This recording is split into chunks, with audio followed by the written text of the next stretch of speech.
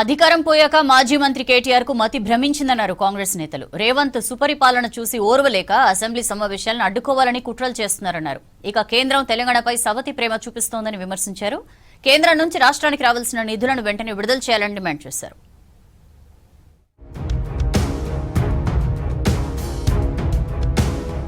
కేంద్రంలోని బీజేపీ ప్రభుత్వం తెలంగాణపై సవతి ప్రేమ చూపిస్తోందని విమర్శించారు పెద్దపల్లి ఎంపీ వంశీకృష్ణ.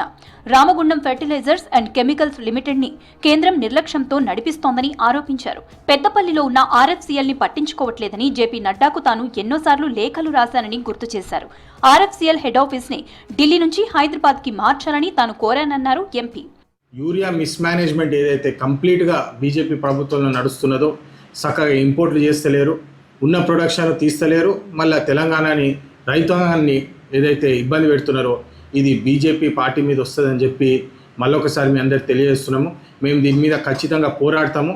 రైతుల ద్రోహి ఏదైతే బీజేపీ ఉన్నదో వారి వ్యతిరేకంగా పోరాడి తెలంగాణ రైతాంగానికి న్యాయం జరిగేటట్టు మేము పోరాడతామని చెప్పి మళ్ళొకసారి తెలియజేస్తూ, అధికారం పోయాక కేటీఆర్ మతి భ్రమించిందన్నారు విప్ బీర్ల ఐలయ్య. అసెంబ్లీ సమావేశాలను ఎలా అడ్డుకోవాలనే దానిపైనే వాళ్ల ఫోకస్ ఉందన్నారు. ఇప్పటికే అనేక పథకాలు అమలు చేస్తున్నామన్న బీర్ల ఐలయ్య 6 గ్యారంటీల గురించి కేటీఆర్ చెప్పాల్సిన అవసరం లేదన్నారు. కేటీఆర్ అధికారం పోయినాక కేటీఆర్ గారు విచిత్రమైనటువంటి వేషాలు వేస్తున్నాడు.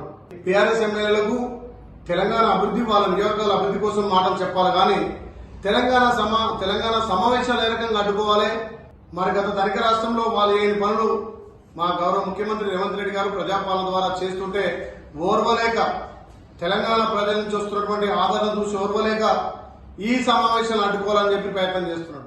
మంత్రి పొంగులేటి శ్రీనివాసరెడ్డిని కలిశారు రాజ్యసభ సభ్యులు వేం నరేందర్ రెడ్డి. మంత్రి నివాసానికి వెళ్లి మర్యాదపూర్వకంగా భేటీ అయ్యారు. వేం నరేందర్ రెడ్డికి శుభాకాంక్షలు తెలిపారు మంత్రి. రాజ్యసభలో నరేందర్ రెడ్డి పార్లమెంటరీ ప్రస్థానం విజయవంతంగా సాగుతూ ప్రజలకు మరింత సేవ చేసే అవకాశం కలగాలని ఆకాంక్షించారు. తెలంగాణ ఉద్యమకారులను గత ప్రభుత్వం ఏనాడూ పట్టించుకోలేదన్నారు ఎమ్మెల్సీ అద్దంకి దయాకర్. కాంగ్రెస్ హయాంలో 9 మంది ఉద్యమకారులను గౌరవించుకున్నామని చెప్పారు. మిలియన్ మార్చ్ డే సందర్భంగా గన్ పార్క్ దగ్గర ఉద్యమకారులతో కలిసి అమరవీరులకు నివాళులు అర్పించారు అద్దంకి. తెలంగాణ ఉద్యమంలో మిలియన్ మార్చ్ టర్నింగ్ పాయింట్ అని గుర్తు చేశారు. చాలా ముఖ్యమైన రోజు తెలంగాణ మిలియన్ మార్చ్ కాబట్టి ఈ రోజును మనం అందరం కూడా సెలబ్రేట్ చేసుకుంటూనే అమరవీరులతో పాటు ఉద్యమకారుల యొక్క లక్ష్యాలను, ఉద్యమకారుల యొక్క ఆశయాలను మనం ముందుకు తీసుకుపోవాల్సిన అవసరం ఉంది. నేను ఈరోజు చెప్తున్న అవసరమైతే నేను కూడా మండలిలో ఈ క్వశ్చన్ను రైజ్ చేస్తా అని చెప్పి నేను సభాముఖంగా తెలియజేస్తున్నాను. పార్టీ మార్పుపై ఇప్పటి వరకు ఏ నిర్ణయం తీసుకోలేదన్నారు కాంగ్రెస్ సీనియర్ నేత జీవన్ రెడ్డి. మున్సిపల్ ఎన్నికల ఫలితాల రోజే పార్టీ మార్పు గురించి చెప్పారని, కానీ ఇంకా నిర్ణయం తీసుకోలేదని తెలిపారు. పార్టీలో కొనసాగాలా వద్దా అనేది ఆలోచిస్తున్నానన్నారు. సమయం సందర్భం వచ్చినప్పుడు నిర్ణయం తీసుకుంటానన్నారు. ఏ నిర్ణయమైనా మీడియా ద్వారానే వెల్లడిస్తానని చెప్పారు జీవన్ రెడ్డి. సరే, నేను మున్సిపల్ ఎన్నికల ఫలితాలు వెలువడ్డ నాడే చెప్పాను. నేను అంటే చైర్పర్సన్ ప్రకటింపబడ్డ నాడే కాంగ్రెస్ పార్టీలో కొనసాగడం కొంత ఆలోచించుకునే పరిస్థితి ఏర్పడ్డది అని చెప్పి నానాడే చెప్పాను. అంతే తప్పేదైతుందో కదా, దాని ఫర్దర్ ఇంతవరకు ఏం మూమెంట్ లేదు.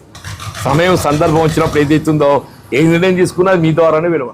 నిజామాబాద్ జిల్లాలో సీనియర్ కాంగ్రెస్ నేత డిచ్పల్లి మాజీ ఎంపీపీ కంచెట్టి గంగాధర్ అనారోగ్యంతో చనిపోయారు. గంగాధర్ భౌతిక కాయంపై పూలమాల ఉంచి నివాళులు అర్పించారు PCC chief Mahesh Kumar Goud. Congress party బలోపేతానికి గంగాధర్ ఎంతో కృషి చేశారని చెప్పారు. ఆయన మృతి పార్టీకి తీరని లోటన్నారు మహేష్ కుమార్.